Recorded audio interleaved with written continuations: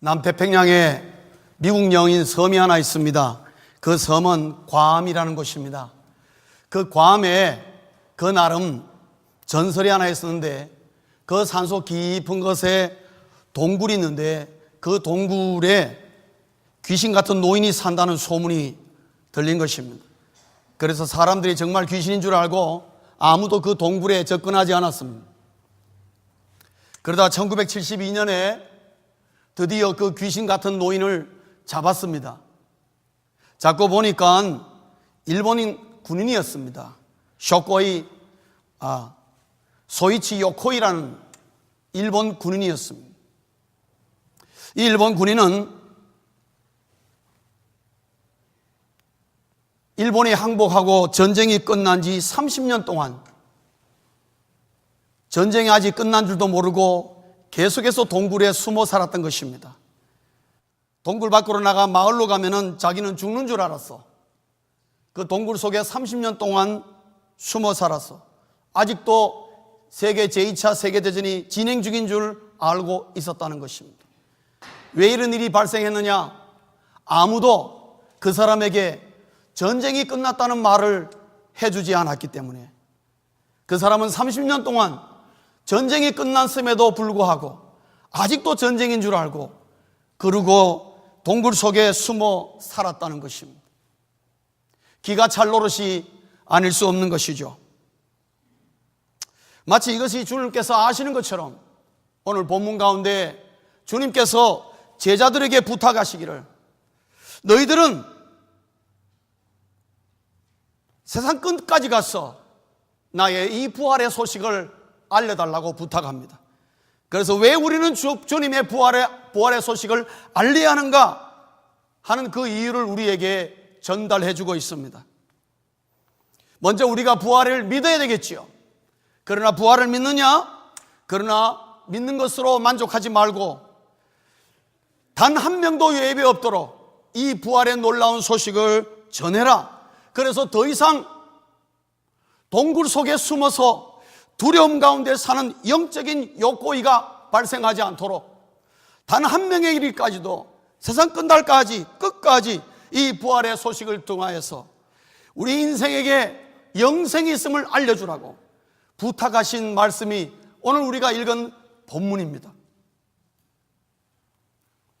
제자들은 바로 부활하신 주님을 눈으로 목격하고, 그리고 그 부활의 소식을 전해달라는 주님의 부탁이자 명령을 받았습니다. 그들 자신은 거기에 확신이 있었습니다. 그리고 주님의 말씀을 붙잡고 정말 이 세상에 나와서 예수님이 부활하셨다는 사실을 전하고자 나갔지만은, 그러나 현실은 감당하기가 쉽지 않았습니다. 현실에서는 여러분, 거짓이 승리할 때가 많다는 거죠. 그들이 예수님의 명령을 받고 유대로 돌아갈 때에 이미 소문이 쫙 퍼져 있었습니다. 유대 제사장들과 그 지도자들이 로마 군인들과 이미 철저히 은폐하여서 부활 소식보다도 먼저 그들이 준비한 각본들이 쫙 퍼져 있었던 것입니다. 그 각본이 뭐였습니까? 그것은 시체의 도난설이었습니다. 예수님의 제자들이 예수님의 시체를 자기들 몰래 잠깐 깜빡하는 사이에 다 훔쳐다가 어디 감춰놨다. 그 말에 여러분 속으면 안 된다. 로마 군병들이 제사장들에게 돈을 받고 그렇게 소문을 퍼뜨렸습니다. 예수님의 부활 소식보다도 여러분, 이 소문이 먼저 퍼진 것입니다. 여러분 본문을 가만히 보시면은 여자들이 무덤을 보고 돌아갔을 때에는 이미 벌써 로마 군병들도 벌써 예루살렘으로 갔다 이 말이에요. 예수님의 제자들이 갈릴리에서 예수님의 마지막 명령을 받는 순간에 이미 로마 군병들의 소문을 통해서 예루살렘과 그 인근에는 예수님의 시체를 도망쳤다고, 훔쳐갔다고. 그리고 로마 군병들의 그 소문이 훨씬 호소력이 있었습니다. 왜냐? 사람들의 관념 속에는 모든 인간은 예외 없이 죽는다는 거죠. 그리고 자기들이 지금까지 쭉 봐왔지만은 사람들은 다 죽는 것만 봤지 죽었다가 살아난 거 한 번도 본 적이 없기 때문에 로마 군병들의 말이 훨씬 더 설득력을 가지고 호소력을 가지고 있습니다. 부활의 소식은 전혀 동감을 얻지 못했습니다. 그야말로 또 거기다가 로마 군병들이야말로 그 무덤의 현장에 있던 그들이야말로 아이위트니스였습니다.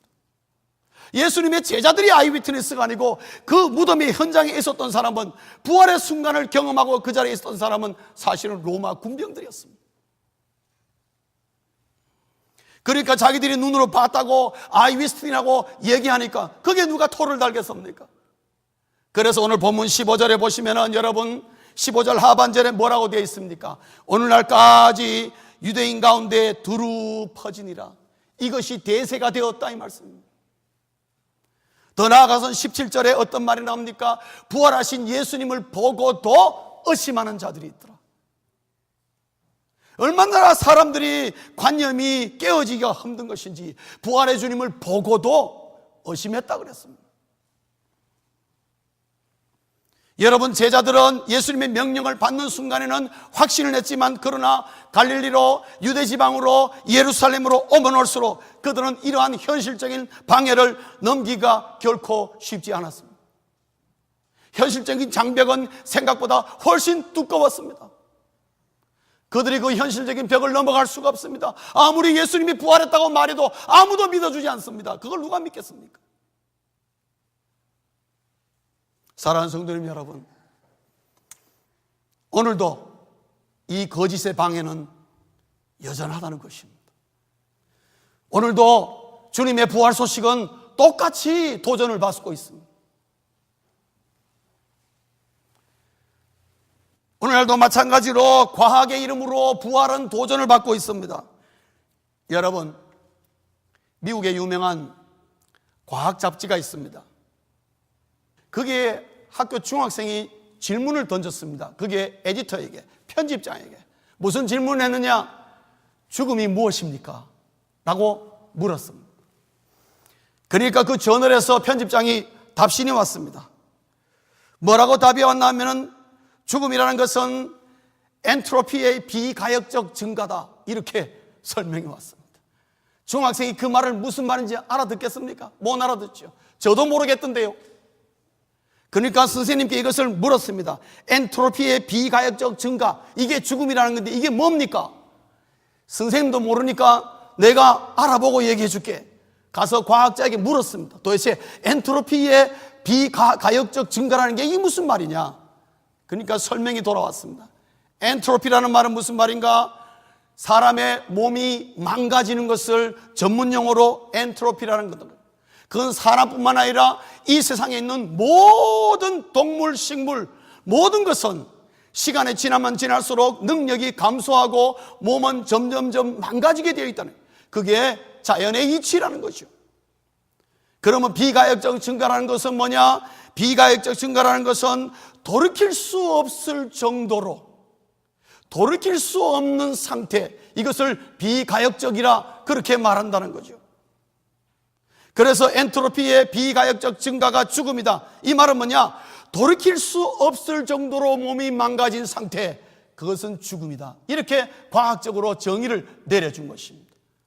그렇기 때문에 과학의 정의는 뭐냐? 죽은 후에 다시 산다는 것은 impossible, 불가능하다. 여러분, 과학적 정의가, 죽음에 대한 정의가 그렇습니다. 그렇기 때문에 죽었다가 살아난다는 것은 있을 수 없는, 과학으로서는 설명할 수 없는 거예요. 뿐만 아니라 의학의 이름으로 부활에 도전받고 있습니다. 의학이라는 이름으로 부활은 오늘도 도전받고 있습니다. 여러분, 한국에 많이 알려져 있는 프로그램 가운데 생로병사의 비밀이라는 프로그램이 있습니다.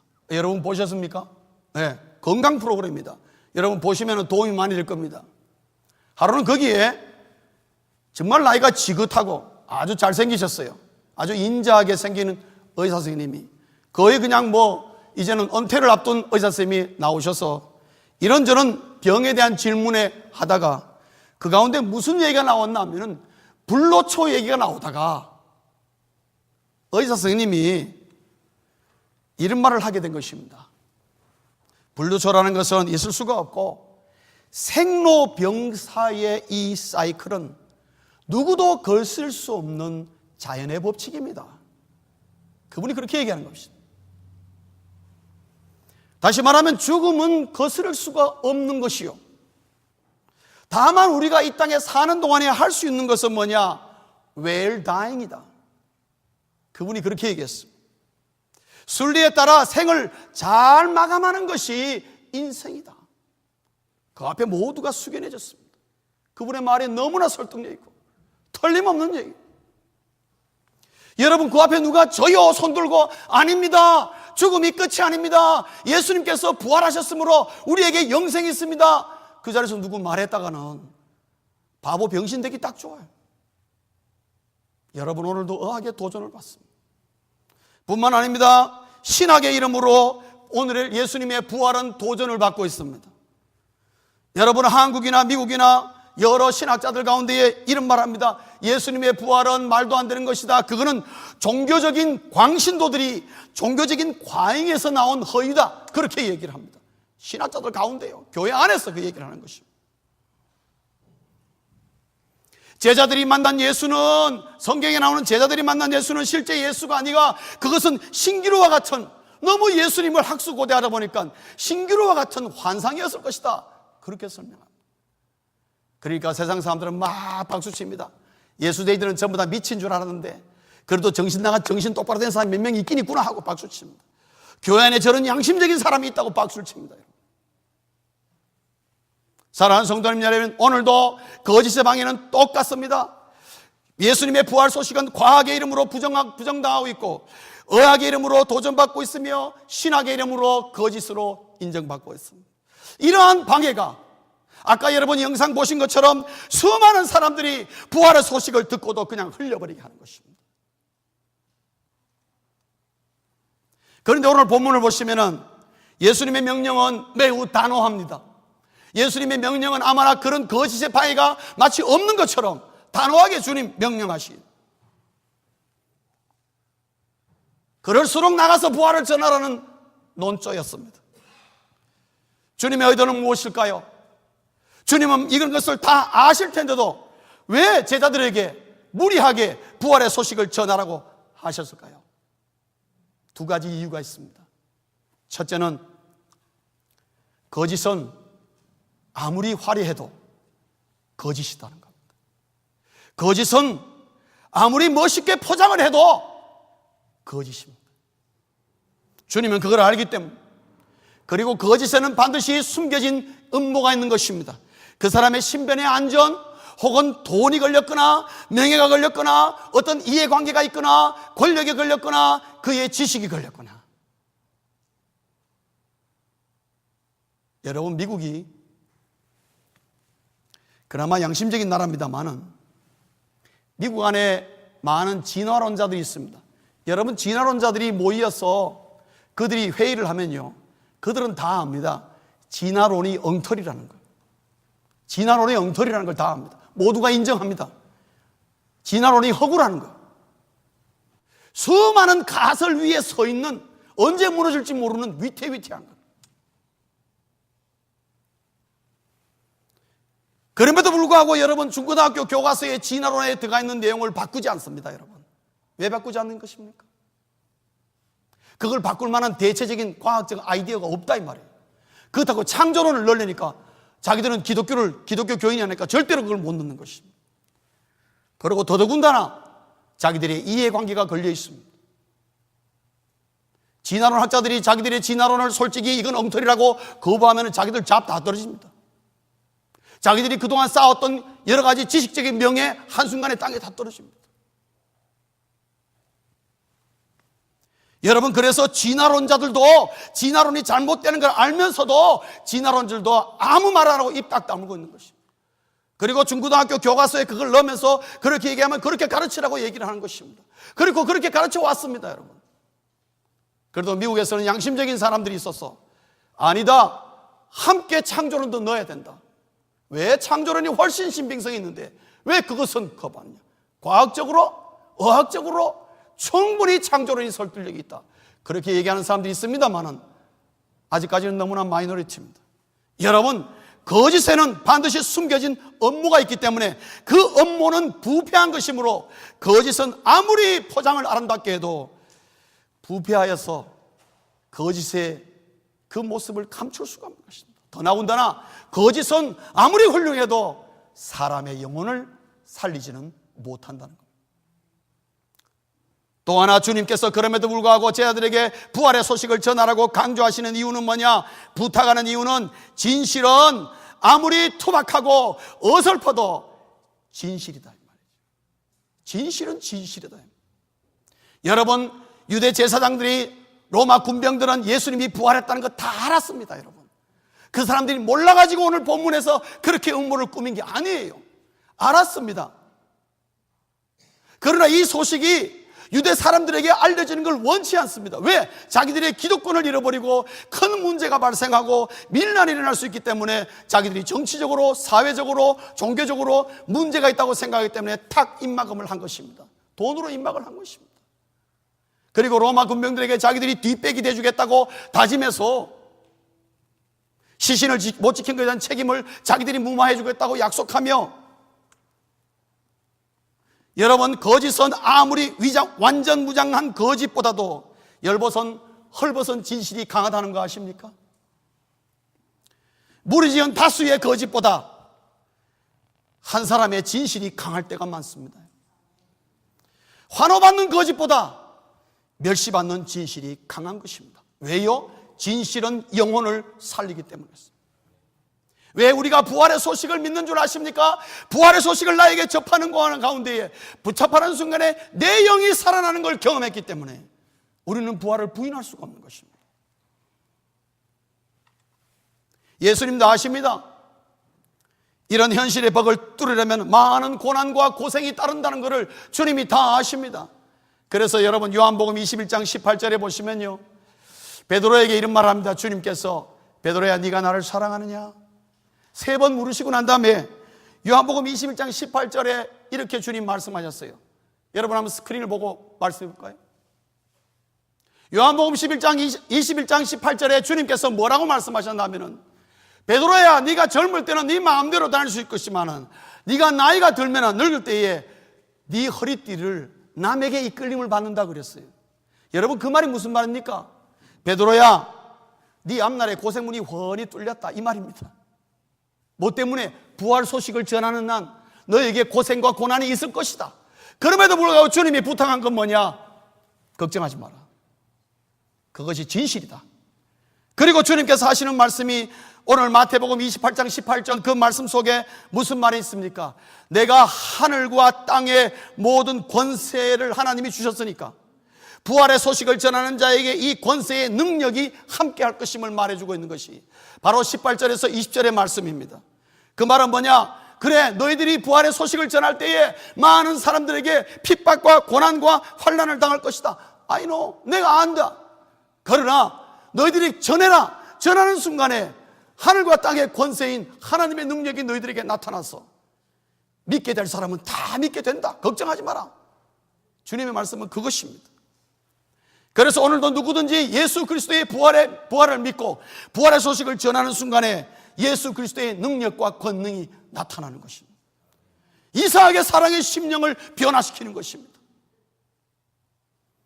그러므로 두려워하지 말고 무조건 가서 예수의 능력에 힘입어 전하라는 것입니다. 마지막 단 한 명에게까지라도 이 부활의 생명 소식을 전하서 죽음이 인생의 끝이 아니라 영원한 생명이 기다리고 있다는 이 사실을 전해달라는 것입니다. 말씀을 맺겠습니다. 사랑하는 성도님 여러분, 예수 그리스도의 부활은 진실입니다. 사실입니다. 그러나 그때나 지금이나 부활은 하나인데 들리는 소식은 항상 둘로 나누고 들리고 있습니다. 오늘 부활의 소식은 21세기 첨단 과학에 영 어울리지 않습니다. 그럼에도 불구하고 부활은 사실이라는 거죠. 두려워하지 말고 예수 그리스도의 부활을 전하라고 우리에게 오늘도 동일하게 부탁합니다. 그리고 전하는 자에게 주님의 권능을 받게 될 것이고 그 권능으로 사람이 부활의 소식을 믿게 될 것이고 부활의 소식으로 그가 영생을 취하게 되고 변화가 일어날 것이다. 요한복음 11장 25절에 주님 뭐라고 하셨습니까? 나는 부활이요 생명이니 나를 믿는 자는 죽어도 살겠고, 그렇게 말씀하셨습니다. 여러분, 예수의 부활을 믿으십니까? 그 믿음이 흔들리지 마십시오. 거부하는 세상의 도전이 다수요, 그 다수의 핍박과 고난과 환난이 우리의 삶 속에 있고, 그 말을 전할 때에 비웃음을 살 수도 있고 모욕을 당할 수 있지만은, 그러나 부활을 전하는 자에게 주님의 권능을 의지하여 전할 때에 그 속에서 구원받는 자가 날마다 더해지는 역사가 있을 것입니다. 그래서 오늘도 주님을 우리에게 부탁합니다. 이 부활의 소식을 전하라고. 사랑하는 성도님 여러분, 예수 그리스도의 부활은 진실임으로 그것을 믿고, 그리고 그 부활의 소식을 전할 때에 더 이상 인생의 동굴 속에 갇혀 사는, 더 이상의 소위지 욕구의 같은 그런 어둠 속에 사는 인생을 예수 그리스도의 생명의 부활의 소식으로 빛 가운데 거하게 할 수 있는 이 놀라운 사명을 우리 모두 선포하시는 주의 자녀들 되시기를 주의 이름으로 축원합니다.